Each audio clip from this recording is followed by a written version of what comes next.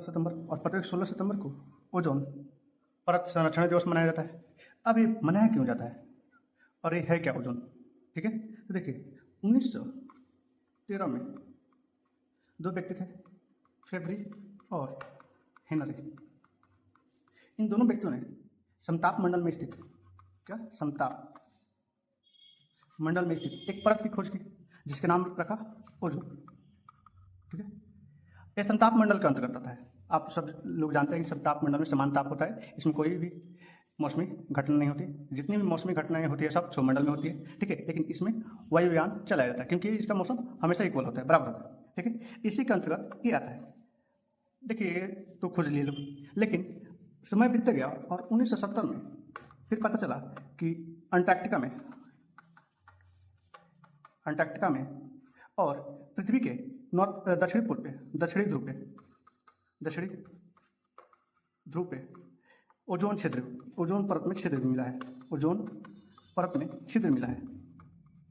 अब ये छिद्र होता क्या है? देखिए ओजोन परत की मोटाई घट जाना ही ओजोन परत में छिद्र माना जाता है।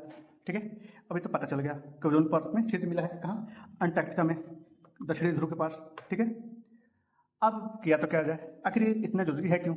और छिद्र मिला है तो मिला होगा, कोई बात नहीं, लेकिन जरूरी क्यों है? तो जरूरी पता चला कि ओजोन परत हमारे पृथ्वी को रक्षा करता है। किससे? तो पता चला कि यूवी किरण से, यूवी रेज से। अब यूवी रेज क्या होता है? एक सूर्य से निकलने वाली घातक किरणें होती है। ये किरणें क्या करती है कि जंतु जगत को नुकसान पहुंचाती है। अब जंतु जगत में नुकसान कैसे पहुंचाती है? तो एक कैंसर पैदा करती है, त्वचा संबंधी रोग उत्पन्न करती है। ठीक है, आंख से संबंधित रोग उत्पन्न करता है।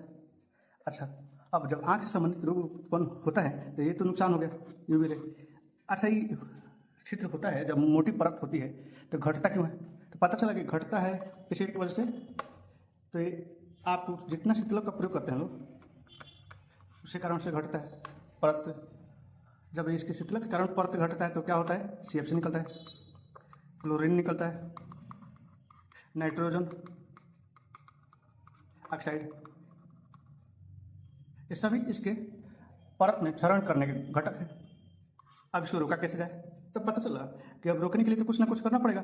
तो 1987 में 16 सितंबर को कनाडा में UNEP, अब UNEP क्या है? यूनाइटेड नेशन इन्वायरमेंट प्रोग्राम के तहत 1987 में 16 सितंबर को कनाडा में एक प्रोग्राम आयोजित किया जाता है जिसका नाम था मॉन्ट्रियल प्रोटोकॉल।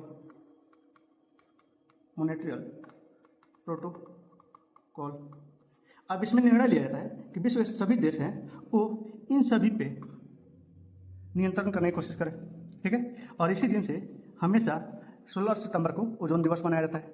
और ये तो उस दिन बैठक हुआ था, लागू कब हुआ?